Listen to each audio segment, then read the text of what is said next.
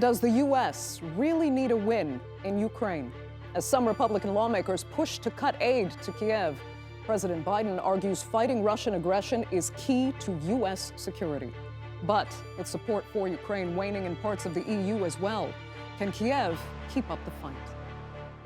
I'm Andrea Sankey, and today's newsmaker is Ukraine.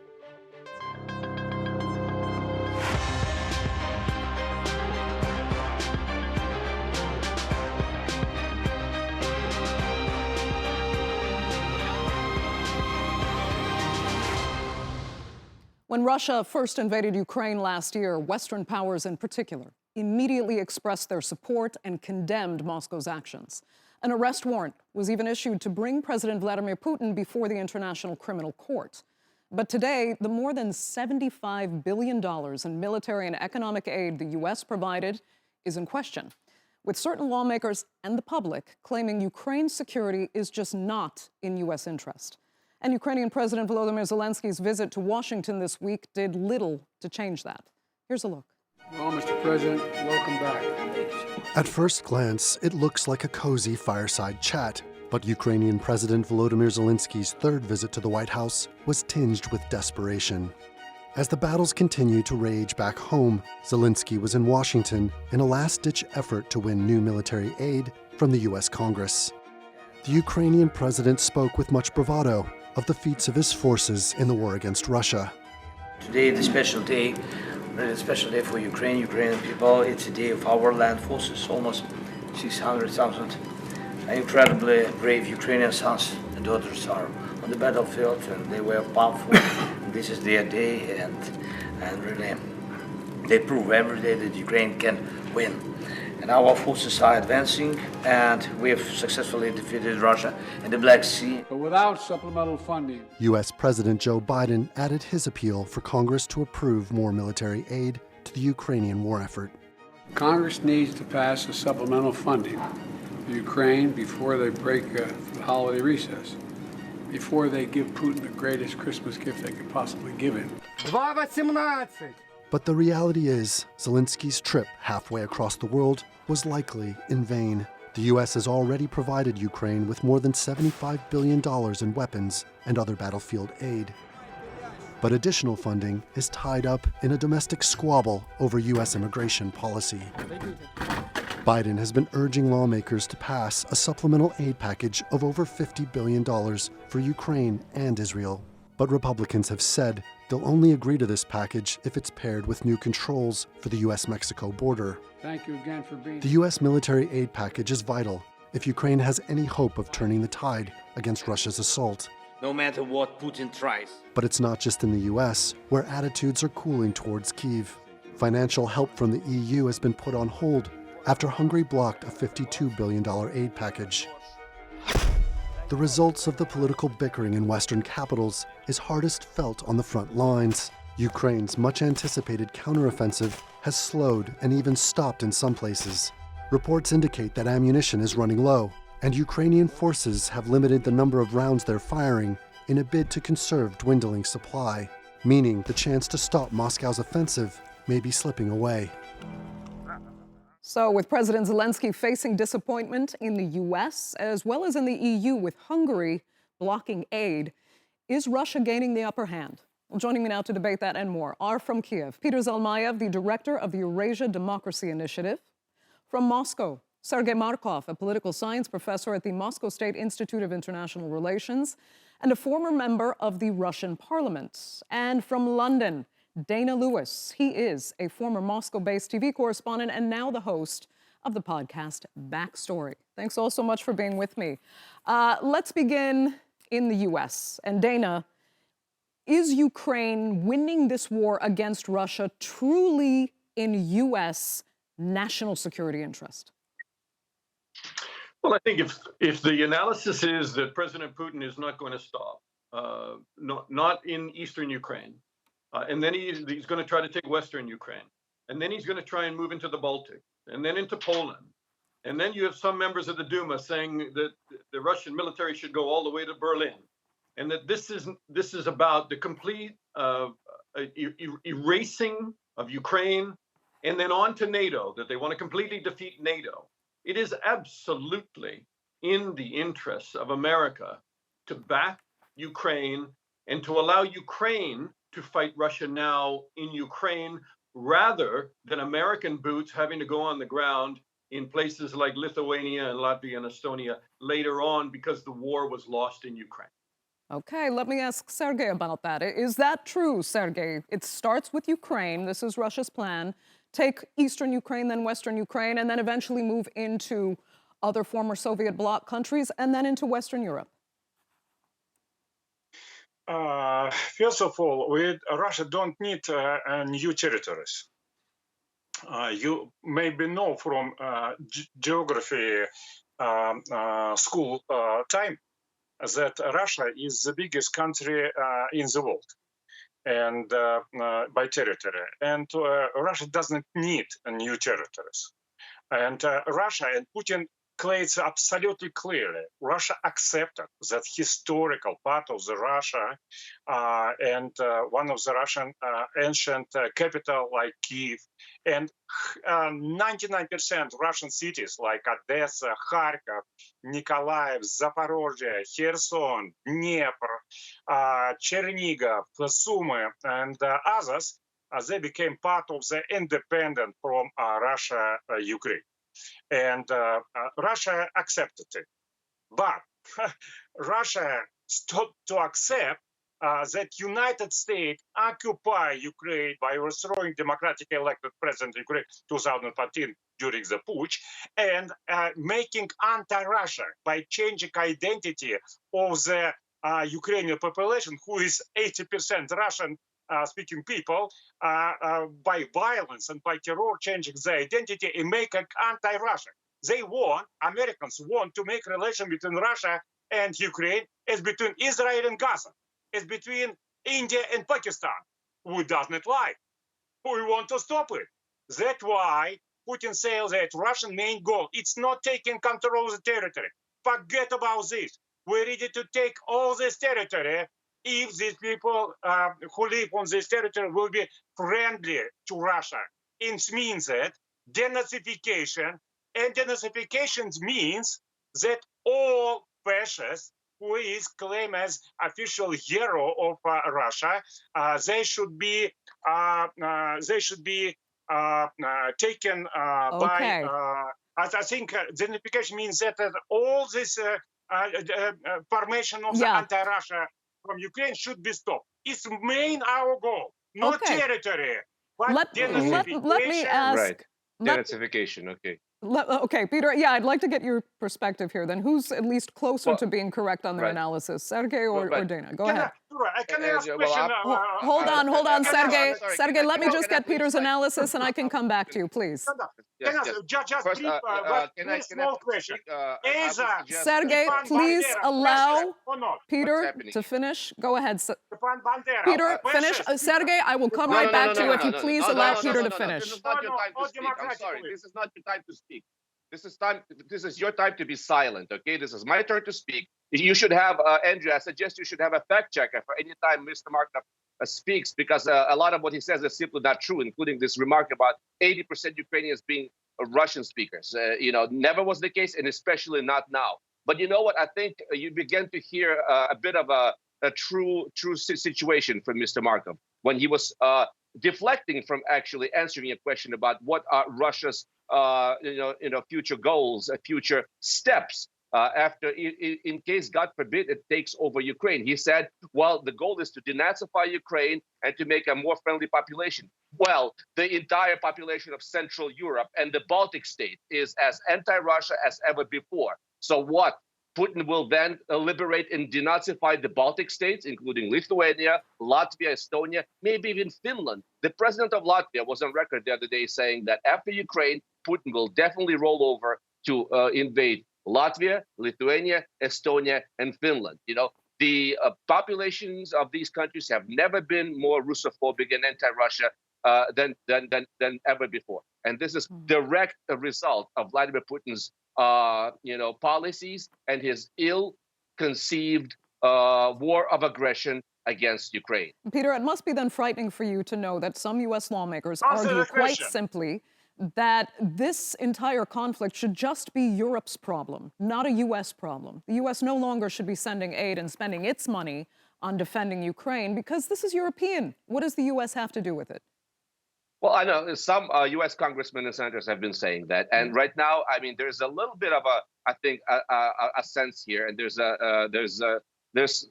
saying it with some reason. This is obviously more than just a European problem, but Europe has to bear more of a burden when it comes to Ukraine and its general NATO obligations. This started under Trump. This grumbling about Europe, most of the countries not even reaching the 2% threshold of its expenditures on NATO. That has to change. And having said that, this calculation is changing. And now you're hearing voices in Europe saying that, we're seeing what's happening in the US, how this domestic politics has taken over everything, where Ukraine is being kind of sort of let out to dry. We have to step up to the plate, and we're hearing positive signals. Today, Europe announced that it is starting, it's a historical decision, it's starting membership talks with Ukraine, and the German Chancellor Scholz has been saying that Germany will triple its financial outlays to Ukraine, and is planning to spend $9 billion on Ukraine. Hungary right now is blocking 52 billion euros for Ukraine this year, but there's a way around it, and it's been said it's going to be much more complicated. But no matter the domestic politics of various European countries, I think Europe needs to understand it needs to step up to the plate, because whatever happens in Europe will affect the security of the entire continent for years and decades to come. Okay, Dana, let me put this to you. Do you think some are seeing this now in the U.S.? They're seeing this as a Georgia scenario, where they were initially outraged by Russia's aggression there. But today, Russia still occupies some 20% of Georgia's territory. And you know what? No one in the United States, or arguably Europe, feels less safe for it.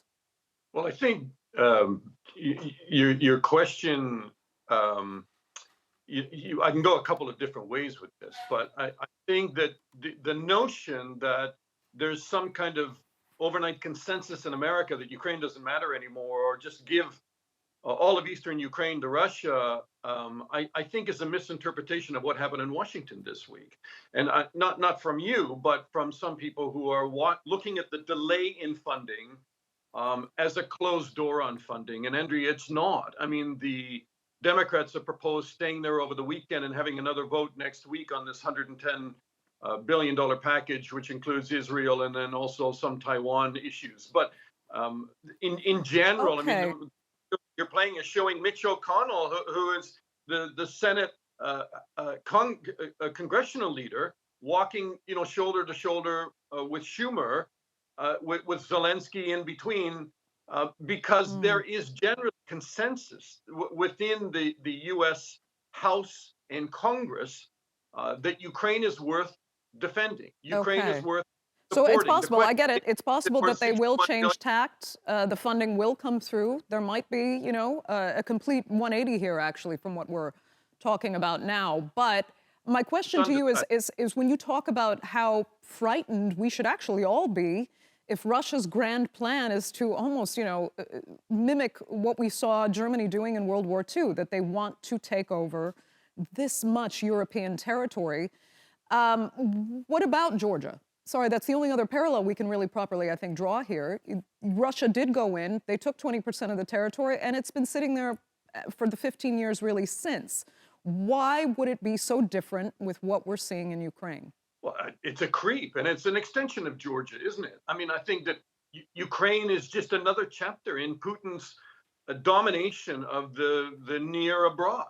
Russia, the Kremlin, thinks that they have a right to dominate their neighbors, that their neighbors have no choice in whether they join the European Union or whether they join NATO.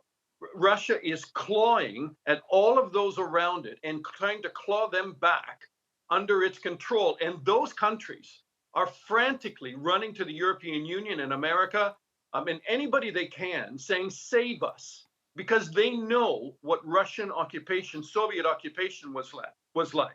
And the last thing they want to do is come under occupation by the Soviet Union. Putin isn't talking about Eastern Ukraine. If you listen to him yesterday, in his so-called call-in show, which is it's at very best Kremlin organized political theater, but he's not talking about Eastern Ukraine. He's talking about all of Ukraine being demilitarized, and many members of the Duma are talking about on record going beyond Ukraine, going on Ukraine into the Baltics and into Poland, and even threatening Berlin, and then also regretting the unification of Germany. I mean, this goes much further than Ukraine, and there is a NATO treaty which America is part of, unless Donald Trump's going to come along and tear it up, where under Article 5 they will have to defend those countries along Russia's border if they don't defend Ukraine now. Okay, Sergei, let me just ask you quickly what went through your head when you heard U.S. President Biden say that what the U.S. Congress is doing right now by not approving this massive funding package is actually the best Christmas gift the U.S. could have given your president? No. Of course, probably this is good, but generally it's not so important. I would say the reality, which my very smart but very shy opponents shy to say. The reality is as such. Financing of the Ukrainian war, first of all, was America during these 2 years. But now American government cannot do it because presidential election race started. Majority of Ukrainians, Americans, does not want to support this war in Ukraine against Russia because they're afraid this hybrid proxy war can move to the nuclear catastrophe between Russia and United States. That's why to win election, Biden has to stop financing of the Ukrainian war against Russian nuclear superpower. Okay. And now that's why Biden decided that this financing will be now by Europeans. It's very easily. Americans will not give this money, but Europeans under the United States pressure will give 50 billion euros end of the January. Okay. January. I'll tell you what, speaking of European funding, Peter, I want you to explain, if you can, Hungary's position here. Do you think, in this blocking aid for Hungary, is it short-sighted self-interest and a bit of blackmail in order to get its own EU funding? Or does Hungary really believe that Russia, claiming Ukrainian territory, has nothing to do with its own security, or the EU's for that matter, and Ukraine is not worth the fight with Russia for? I think, Andrea, the explanation may be even more sinister. Obviously, there is a very practical consideration here. The EU is blocking by $30 billion euro of Hungarian funds, and it's signaled that it's willing to unfreeze about 10 billion of it. This was done in order to penalize Hungary's political decisions that are in direct conflict with European norms and standards. But what Mr. Orban is really after is try to strengthen his brand of authoritarianism and right-wing populist politics throughout the continent. He's seeing the newly elected Robert Fico of the neighboring Slovakia and Geert Wilders, who won a victory in the Netherlands, as sort of like-minded politicians who together will upset and continue and completely reformat European politics, directed towards xenophobia, a complete stop to accepting any sort of migrants, proclaim Europe as a Christian civilization, etc. And so he sees Vladimir Putin as a like-minded soul. I mean, this is what we're seeing, a sort of creeping authoritarianism, demonstrated by the likes of Mr. Orban. And the most sinister explanation, and something I don't want to speculate on, but we've been hearing about it for a long time, Mr. Orban may be benefiting directly from his relationship with Vladimir Putin. We do not even see, we only see a part of this iceberg of what may be at stake. Hungary is already benefiting tremendously from this obstructionism at the behest of Vladimir Putin by buying cheap gas from Russia at a great discount. And there's some voices saying that Mr. Orban may be getting a lot of money from Vladimir Putin under the table. This is something that we may yet discover in the future. Interesting. Dana, I can see you agree. Meanwhile, though, the Netherlands' Mark Rutte, he seems to think they will get a deal early next year for Ukraine with, 26 countries already on side, and he seems to think Hungary will somehow come around. Do you see that as well? I think it's a question. Hungary is 65% oil from Russia, 80% of its gas comes from Russia, and a lot of the national oil companies are tied to Orban's political party. So, which way he gets pulled with what funds is a big question. But I think that's why you see France and Germany, who have really come forward with, saying that Hungary is a Trojan horse for Russia. When it's sitting on when Orban's people are sitting on committees in the European Union, they're saying, are you here to represent the Kremlin or do you represent Hungary? So, there's a lot of anger in the EU, and that's why they want to change this unanimity clause, where you need, all of the European countries to agree on any of the foreign policy issues. They want to change that, so maybe it becomes 65% or 70%, and that's increasingly getting talked about. But Andrea, I think that there's a very good chance in January or February, maybe late January, that the EU will come forward with this money. I think that they will come forward. Sweden will come through with commitments on Gripen fighter jets. Don't forget all the F-16s that are headed Ukraine's way. And here's the interesting chapter that's going to unfold increasingly in the coming months. And that is that, as you know, when Russia invaded Ukraine, the Russian assets were frozen in Europe, some over $300 billion.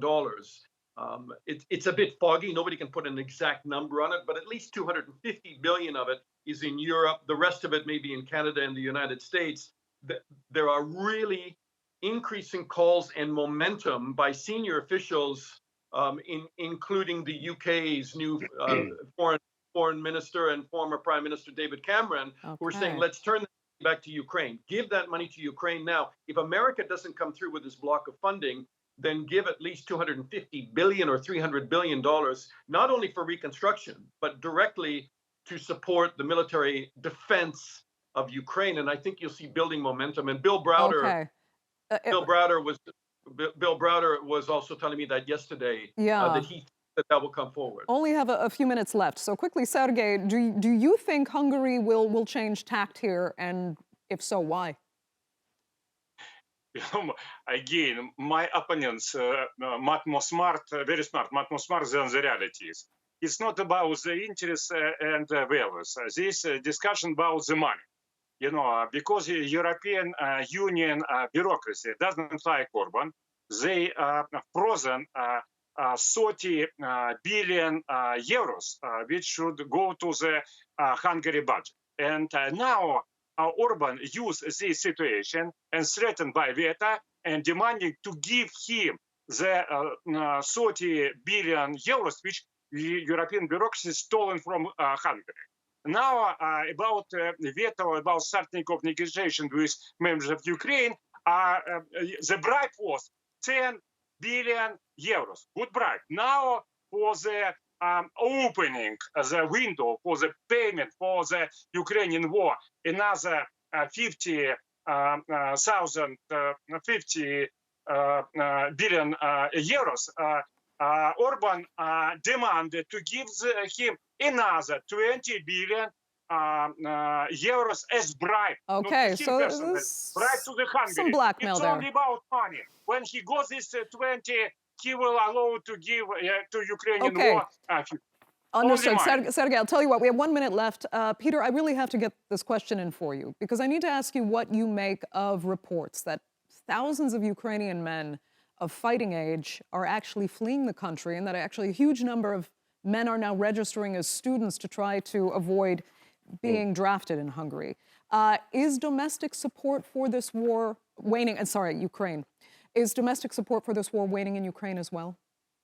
I would just say that it's true of both countries. It's true of any fighting country. The first wave of men who go to fight are the ones who are willing to go and are not, averse to the idea of dying for their country. We've seen it in Russia as the months dragged on. over 1 million Russians left Russia to try to avoid the draft.